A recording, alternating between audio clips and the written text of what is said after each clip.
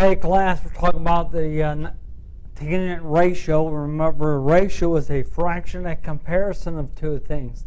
So in this case, we are going to compare the ratio to determine the side lengths and angle measures. We're going to compare sides of a triangle. This is also G.8 is your SOL. Well, what is the tangent ratio? The tangent ratio is the length of the opposite side divided by the length of the adjacent side. The opposite by adjacent. Now we're talking about angle B. So we need to mark that first. This angle right here is what we're talking about. I'm going to use X. So it's the opposite divided by the adjacent. And you always know the thing across from the right angle is your hypotenuse. When you write these ratios, you have to identify what's opposite and what's adjacent every time. And then you know what pieces to set up. Now, I would also tell you this. Opposite to adjacent. That's your rise to your run. So tangent is also slope. It's the same idea. So when I'm looking at the slope of this, slope of angle B, I'm looking for the slope of this line. So slope is also equal to tangent of X. Now notice, our X is on the bottom, it's on the ground.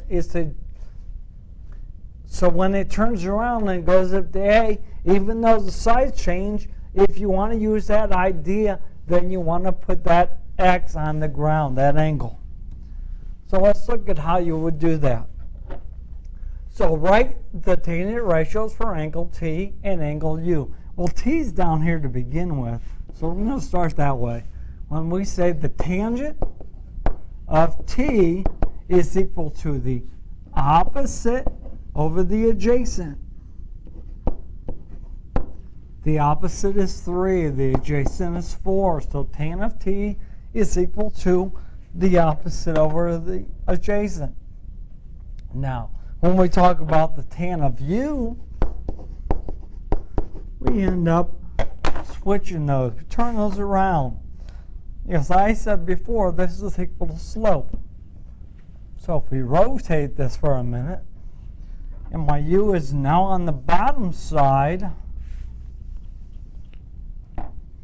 so when I look at angle U, this is opposite, and this is now adjacent. They have just switched, so now it's 4 over 3. So the tangent of one angle T is 3 to 4. The tangent of U, the other non-right angle, is 4 over 3. It's the reciprocal of the last one. We just turn those numbers upside down. It says find the value of W to the nearest tenth. Well, we're going to use our calculator, but we need to figure this out. There's your opposite side. Here's your adjacent side. So we write the tan of angle 54 equals the opposite W over 10. Well, to get rid of the thing on the bottom, you multiply. So you go 10 times tan of 54, and you find W. It says to write your answer to the nearest tenth. So I pull out my calculator. Number one, I have to make sure that it's set in degrees.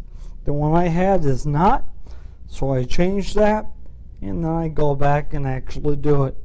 10 times tan of 54 is 13.76. Now it says to the nearest tenth, so it ends up being 13.8. So W is approximately 13.8. That would be the length of that side. Okay, now we know that if it's 54, this other angle down here, angle at the bottom is 46. Nope, did that wrong. It's actually 36.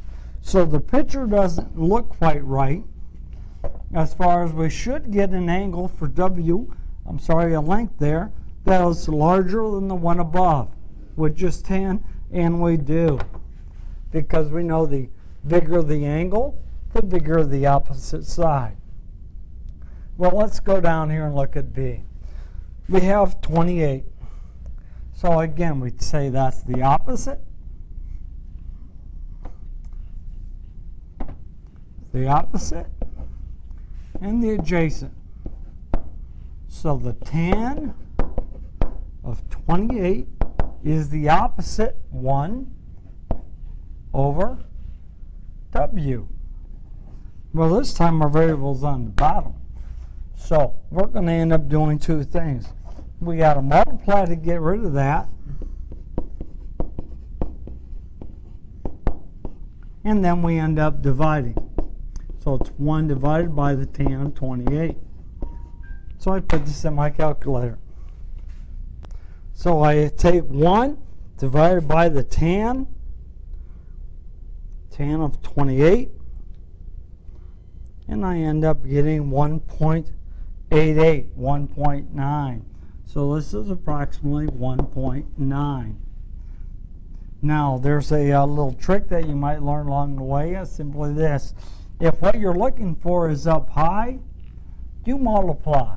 If what you're looking for is down low, like it is in the second one, you end up flipping and dividing.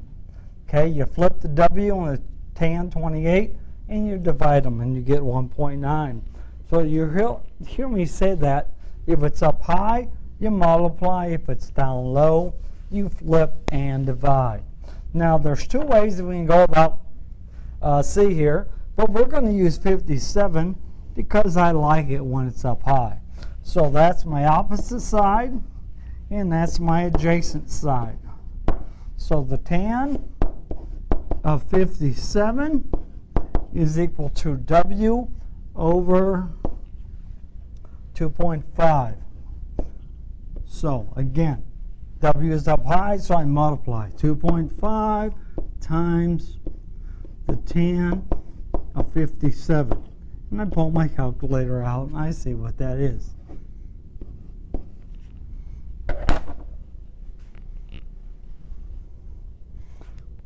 .5 times tan of 57 ends up being 3.84. 3.84, so I would round to 3.8. And that would be the size of W. Now again, that should make sense because if our angle is 57, the 3.8 is bigger than the 2.5. We know that relationship. We're going to stop at that point and we'll continue with another one. So there again, remember in tangent, it's opposite over adjacent. The opposite side, the one that's across from the angle, divided by the adjacent one, the one that's next to it. And if it's up high, the variable, you end up multiplying. If it's down low, you end up dividing.